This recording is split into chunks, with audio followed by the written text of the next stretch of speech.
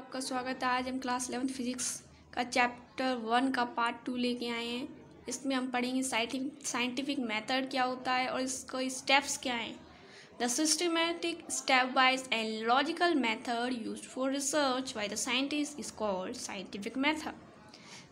Right the steps of scientific method: systematic observation, formation of hypothesis, testing of hypothesis, final theory, formation of principle and formation of law भी कहते हैं।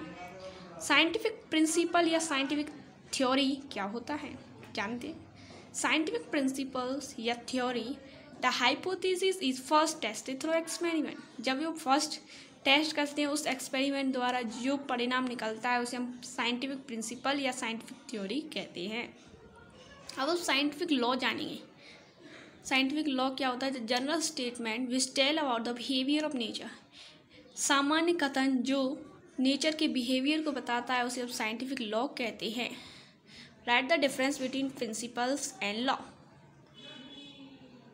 Principal और law में difference क्या है? पहला है hypothesis is first tested through experiment and then it is called principle. The general statement which tell about the behaviour of nature are called scientific law. पहला प्रिंसिपल में बताया गया है कि जो फर्स्ट टेस्ट के द्वारा जो एक्सपेरिमेंट में जो परिणाम निकलता है उसे हम प्रिंसिपल कहते हैं, और जो नेचर के बिहेवियर को बताता है उसे हम लॉ कहते हैं। प्रिंसिपल में बदलाव किया जा सकता है लेकिन लॉ में कोई भी बदलाव नहीं किया जा सकता। Changes can be made in a principle, no changes can be made in a law. Number third, principle made by scientifics. जो प्रिंसिपल है वो साइंटिफिक्स द्वारा बनाया जाता है और लॉ है वो प्रकृति द्वारा अपने आप भी बनता है, इसे कोई बनाता नहीं है। प्रिंसिपल आर्टिफिशियल होता है, लॉ मैन मेड नहीं होता, आर्टिफिशियल भी नहीं होता, ये नेचुरल होता है। What is fundamental forces and it's classification? Fundamental forces क्या होता है? The forces which occur in large The forces which occur in nature exist in the nature everywhere is large amount of and they are classified into 4 types. Fundamental force क्या होता है? Fundamental force वो होते हैं जो nature से होते हैं लार्ज अमाउंट में, उसे हम फंडामेंटल फोर्स कहते हैं। जैसे ग्रेविटेशनल फोर्स हुआ, इलेक्ट्रोमैग्नेटिक फोर्स हुआ, स्ट्रॉन्ग न्यूक्लियर फोर्स हुआ, वीक न्यूक्लियर फोर्स हुआ। अब हम ग्रेविटेशनल फोर्स जानते हैं क्या होता है। Gravitational force, this is always attractive in nature and proportional to the product of mass and inversely proportional to the square of distance between them and mathematically it can be written as gravitational force क्या होता है? वो हमेशा nature से attractive होता है और मास का प्रोपोर्शनल होता है। प्रोपोर्शनल क्या होता है? डायरेक्टली प्रोपोर्शनल और inversely proportional to the square of distance. Distance के इनवर्सली प्रोपोर्शनल होता है बिटवीन किसके बीच में? डिस्टेंस बिटवीन एंड मैथमेटिक्स कल में इसे लिखा जा सकता है, बताते हैं अभी।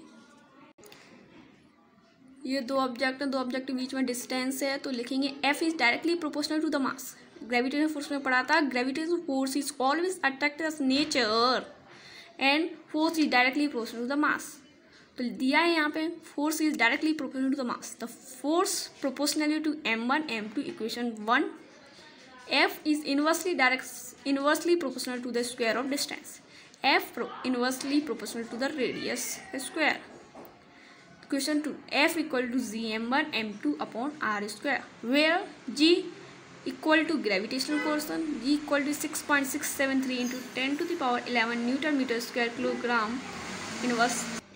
Electromagnetic force. Electromagnetic force is attractive as well as repulsive in nature. अब हम जानते हैं अट्रैक्टिव और रिपल्सिव क्या होता है। अट्रैक्टिव वो होता है सेम चार्ज हो, जैसे माइनस माइनस ये अट्रैक्ट हो जाएगा, माइनस माइनस अट्रैक्ट हो जाएगा, प्लस प्लस ये अट्रैक्टिव हो जाएगा। और रिपल्स क्या होता है? प्लस और माइनस और प्लस ये रिपल्स करते हैं अपने आप में। And it was found that it was proportional to the product of change and inversely proportional to the square of distance between then mathematically ये दिया है A1 A2 दो ऑब्जेक्ट हैं, इनके बीच में r distance, F proportional to A1 A2 equation 1, F inversely proportional to square of distance, F proportional to A1 A2 upon r square.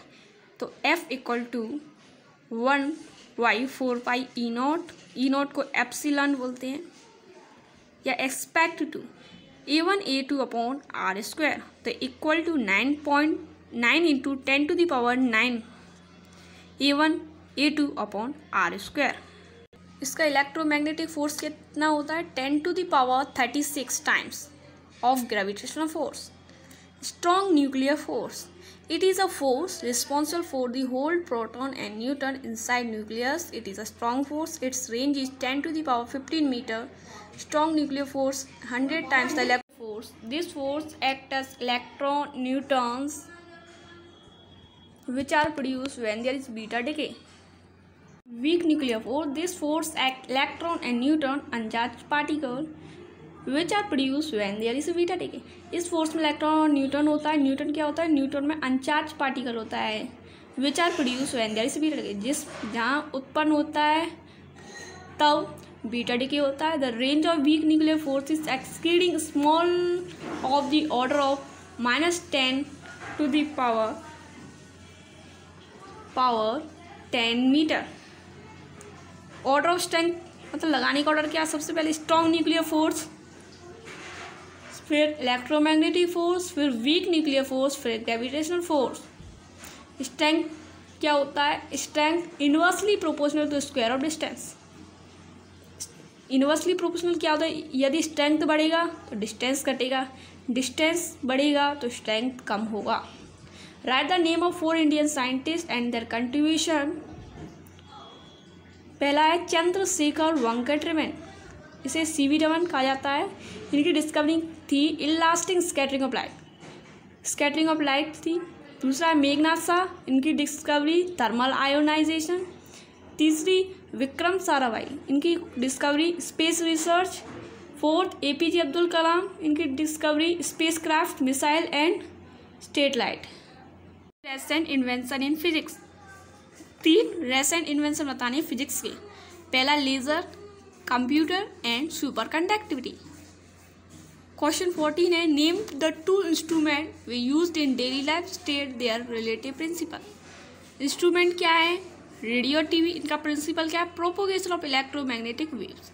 Question 15 name 2 laws which are following in any physical phenomena.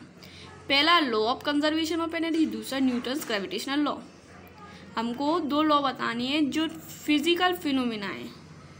Name 2 properties of law physics. Physics की 2 property. Law made by nature, no changes can be made in a law. Question 70 name an Indian scientist who get the Nobel prize. हमें Indian scientist के नाम बताना है जिसने Nobel prize प्राप्त हुआ। CV Raman, Chandrasekhar Venkata Raman. इनकी रिसर्च को डिस्कवरी भी कहा जाता है। The inelastic scattering of light by molecule द्वारा लाइट को स्कैटरिंग करना, for which that he was awarded, इसलिए इनको अवार्ड मिला था नोबेल प्राइज का। Name the Indian scientist known as missile man. Indian scientist का नाम बताना है जिसने मिसाइल मैन कहा जाता है। डॉक्टर एपीजे अब्दुल कलाम, इन्हें भारत रत्न से अवार्ड दिया गया। भारत रत्न का अवार्ड दिया गया। What is the nature of physical law. Physical law का नेचर क्या है? Conserved quantity, the physical quantity that remain unchange in a process. उनकी प्रोसेस में कोई भी अनचेंज होता है, ऐसी क्वांटिटी इसमें कोई अनचेंज होता है उसे हम कंजर्व्ड क्वांटिटी कहते हैं।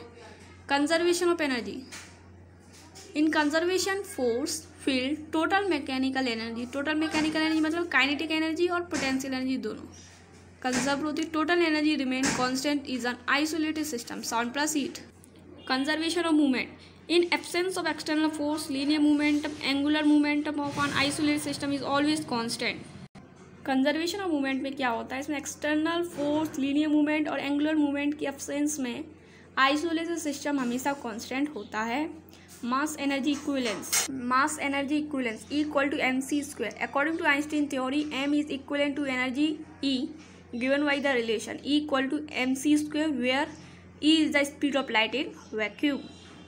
E इक्वल टू mc² होता है आइंस्टीन थ्योरी के अनुसार energy mass of m into c² के इक्वल होता है, जहाँ पर c स्पीड ऑफ लाइट होती है वैक्यूम। हीलियम के क्या है? 238 beta decay, theorem 234 plus 2 helium 4।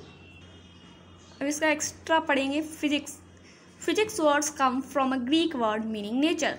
जो फिजिक्स शब्द है ना वो ग्रीक वर्ड की इसका मीनिंग है नेचर। फिजिक्स दो तरीके का होता है, मैक्रोस्कोपिक और माइक्रोस्कोपिक। मतलब मैक्रो मतलब थोड़ी सी बड़ी लेवल पर, माइक्रो मतलब थोड़ी छोटी लेवल पर।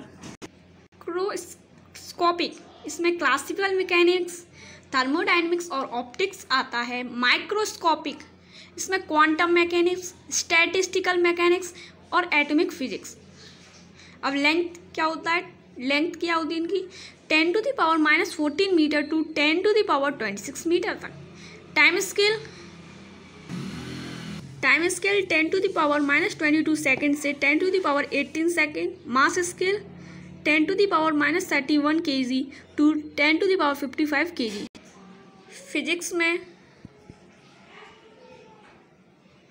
फिजिक्स में टू प्रिंसिपल थ्रस्ट होते हैं, यूनिफिकेशन और रिडक्शन। फिजिक्स डिपेंड टेक्नोलॉजी और टेक डिपेंड फिजिक्स। यदि आपको हमारी वीडियो